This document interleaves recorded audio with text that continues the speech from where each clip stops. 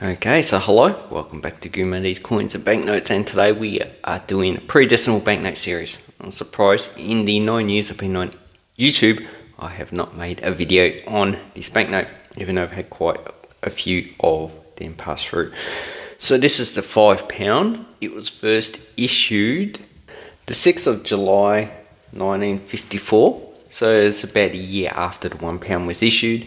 And it was last issued 13th February 1966, because on the 14th we had the changeover in which this £5 became a $10. And that's why the current banknote, the $10, is also the same colour. Okay, just for comparison, this is the current $10 we have in circulation. So the colour is similar, although it's quite smaller, reflecting the smaller purchasing power that you can get. So the minimum wage in 1966 was $1 per hour, so that makes it 10 shillings. So 10 shillings so this pretty much is 10 hours work. Now current minimum wage is about $25 per hour, and this one is about 0.4 of a workday. So you got 6 is 0.1, 12, so about 24 minutes of work if you're getting the minimum wage. But majority of people probably have never gotten the minimum wage. They would have got a slightly higher wage according to their agreement with whatever award they are on. So the main person we have on this banknote is John Franklin, and he was governor of Van Diemen's Land, now Tasmania, from 1937 to 1943. He was born in 1786 in Spilsbury in Lancashire. And he's done quite a lot of things. Came judge of Madras in India, in East India Company. Also fought in the Napoleonic Wars, and he done some quite a lot of things. There's too many stuff that he done. So during this time period, people generally did a lot of things that were, a lot of it was exploring. So his major feat was exploring the Northwest Passage in Canada, and he did finally passed away near King William Sound, which is one of the islands. Actually, all his crew passed away. And there's a good map on Wikipedia about the passage that he actually took. So that's the guy on here, and as you can see, he's going bald in this image. So it's probably 30s or 40s when they actually done this painting of him. Okay, so the other features we have, in the background we have blue, £5, and we have in the background we have micro printing of 5 with looks like fleurs, as well as £5 too. Okay, then the serial number. So the last print they would have put on this is anything in black. So then we have the coat of arms. This is from an engraving in 1945 by W. Leslie Bowles, and that is on all of the banknotes, except this one is missing the intricate leaves in the background. So the coat of arms of Australia, look up Wikipedia about it, just has all the coat of arms in the centre of the states, and an emu and a kangaroo, and then we have the star at the top, which represents all the states, and there's 1.4 all the territories in every ever non-representing place like Cocos Islands. Okay, and the plant that we have in this one is Eucalyptus maculata, so the spotted gum. So that's each of these banknotes has a different plant that is represented. So this is the spotted gum. And then we have Australia, so we have £5. Australian note, and this is legal tender in Australia. And the watermark down below is Captain Cook. And on either side No, this one doesn't have the £5 watermark of the previous banknotes. Okay, quite a nice banknote, if I say so myself. On the back, what we have is representation of the agriculture of Australia, or the food sources. So we have the shield in the centre. In the background, I'm not too sure, it looks like a rock with painting, or maybe just another type of shield. We have a boomerang, which I use for hunting. So, and we have 2 merinos on each side, full wool. And you can also use it for meat. We have wheat up the top. Here it looks like we've got oranges, pears. On this side, grapes, bananas. So we've got tropical and subtropical fruit. Looks like we've got lemons here. Then we've got a cow. So that would be, not too sure, there's 2 different types of cows on this one. Merino ewe, Hereford bull, and Jersey cow. That might be the, so that's probably the Jersey cow. And here we have tomatoes, so these come from South America. Pineapple, whatever fruit. Got some fruit in the background there, not too sure. This one's probably Hereford bull. Looks quite solid, so robust. And down below in the 5 we have seashells. So it looks like we've got gastropods and bivalves. Yeah, we've got bivalves there. No brachiopods. Oh well, they're not really good eating anyway. And you can see the watermark again. So I'd say this was probably left for the watermark, but they didn't get around, or maybe they took it off.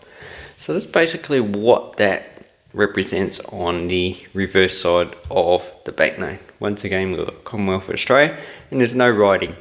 So on Australian banknotes, there's never been writing about if you counterfeit this, you get, I don't know, 500 years in jail, or you get your head cut off or something like that anyway. So that is basically it for the design. Now, as for the signatures, there's only one signature, Coombs and Wilson, but with Coombs from 1954 to 60, we had Commonwealth Bank of Australia. From 1961 to 66, it was Reserve Bank. And the print run for both of them is pretty similar. So the Commonwealth Bank had 141,120,000 banknotes. The Reserve Bank had 168,399 banknotes. So that is pretty similar, and combined they print run about 309 million. So, but because of the high value, just remember the 1966, the minimum wage is 10 shillings. And this was quite a lot of money. So based on the inflation calculator from the Reserve Bank, this adds a purchasing power of $166. So that's basically what I got on the actual calculator, and the inflation is 1,560%. So basically, for general prefix, the only ones that are really worth collecting are uncirculated, because they hold their inflation value, nothing over top. And then you want, that's almost uncirculated, then you want uncirculated, which does go over top. So banknotes like this will continue to lose their value as inflation eats your actual supply of wealth. So wealth is, this is just a medium of wealth. It's what we can buy, but wealth, we have silver. Silver is a form of wealth. Your home is a form of wealth, and any other assets that you have that actually does provide you an income. Okay, now as for the serial numbers, these start from AB 00. So 00. This is not AB, TB. This is TB 81. So TB over 81. And then you got the other prefix. So this is 81 millionth 637, 277th banknote of TB series. And the last print run is TB41. So pretty much just quite, yeah, that should make up about 309 million banknotes. And then you got star notes, so that's where the last number is a star, but that is not the focus of this video. Anyway, this one, which is actually pretty damaged, you can probably buy it for about $30. So if we have a look at eBay sales, you've got this one very fine. This one looks like uncirculated. Yeah. No, it looks very fine. Probably EF. Okay, so that one was $100. This one, that's what I wanted to look at. So that's $42 here, very fine. Has a lot of damage. It's still pretty crisp, you can tell that. It doesn't have that much circulation. Then you got a lot of other banknotes put together. This one's probably pretty good value. That one is the banknotes that I purchased. 51, about $60. Then we've got these. Yeah, really, they should actually sell for $20 each, even in that condition. Okay, $40 for pretty much this is what you'll be paying for one of these banknotes. Not really, yet general prefix, but as you can see, it's pretty damaged. And yeah, there's not too many. These ones seem to be in demand at the moment. Then we got, oh, this one's good. Seems that these banknotes have pretty much dropped off. Okay. Yeah, it's pretty much uncirculated. Probably EF as well. It's a bit hard to tell. That's why I like to look at the back of most banknotes. It's a lot easier to tell than the front. Okay, so that's probably pretty good value as well. You used to be able to pick these up for about $40, but now looks like the price has dropped back down again. They were going up to pretty much up to $100 for probably EF banknote. Anyway, so you can find a lot of values of what people pay for this stuff. Now, it is all over the place because it depends on the time period, also the hour in which you actually end the auction. And some people, look, this one, buy it now, $4. Even if that does have damage, it's still worth more than $4. So they rip themselves off. Anyway, this one's probably also good value as well. So, and that one, wow, that's over subscribe note. And it looks like it has mismatching serial numbers. Okay, yeah, 28000, 20001. And it says it's a specimen, so it's never issued for circulation. But anyway, that's pretty interesting. Subscribe note. Oh no, probably it's not a subscribe note, but really pre-colonial. And yeah, we just have a lot of other banknotes. Anyway, hope this helps you with collecting Australian banknotes. They're actually quite a nice series to get. They're not a bad design, and a lot of them can be affordable. You just need to shop around.